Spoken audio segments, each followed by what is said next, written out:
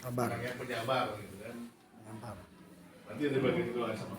Nah ini juga bagian dari kalau bahasa kita para renting. Penting untuk selalu kita minta kepada Allah Subhanahu wa taala. Dari bighulamin halim dan bighulamin alim. Mungkin kalau saya baca sekilas dari tafsirnya kenapa Nabi Ishak itu bighulamin alim, sementara Nabi Ismail bighulamin halim. Kan bighulamin ya Allah, kami berikan kepada Nabi Ibrahim bighulamin alim, itu adanya Ishak ya. Itu menjadi dengan anak yang berilmu, ya berilmu. Kenapa? Karena nanti Nabi Ishak itu akan menurunkan Bani Israel ya, Bani Israel dan banyak para nabi, dan orang-orang itu memang orang-orang yang dari sisi pemikiran, dari sisi ya mohon maaf, kalau begitu juga orang Bani Israel itu orang Yahudi itu wafadalnahum ala alamin, kami beri kelebihan kepada orang Yahudi itu Bani Israel daripada muka bumi ini, lebih banyak orang pintar gitu ya. Sebagaimana dari penemu-penemu kan banyak orang Yahudi kan dulu-dulunya. Makanya dari situ kan disebutkan bighulamin alim. Nah kalau bighulamin halim ini orang-orang yang penyabar, Nabi Ismail AS ini hanya menurunkan 2 nabi. Nabi Muhammad SAW, satu lagi Nabi siapa? Ada 2 nabi yang dari jalur Nabi Ismail, dan itu nabi orang Arab semuanya. Nah makanya bighulamin halim ini kata Nabi Ismail adalah nabi yang sangat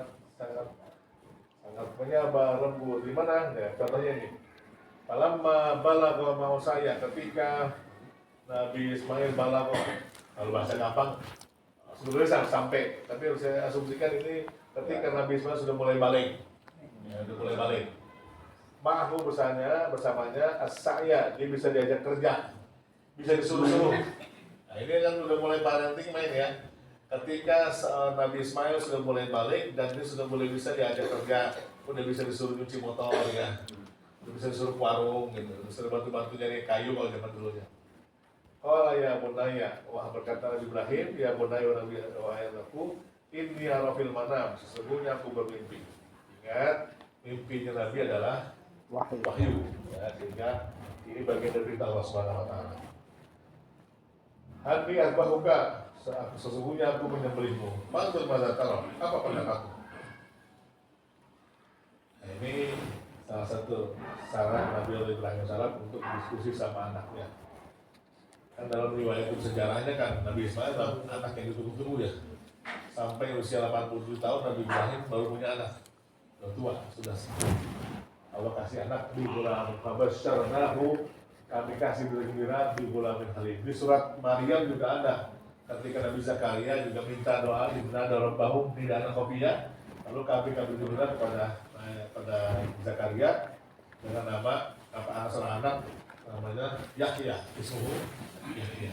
Jadi semuanya ini menunjukkan bahwa usia juga tidak menentukan batas lahir.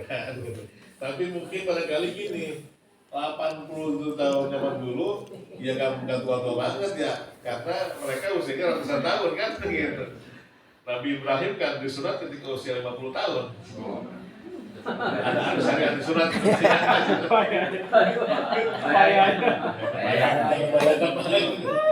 artinya walaupun 80 tahun itu tidak setua kayak kita sekarang, mereka masih usianya ratusan tahun kan, jadi memang masih muda sebetulnya.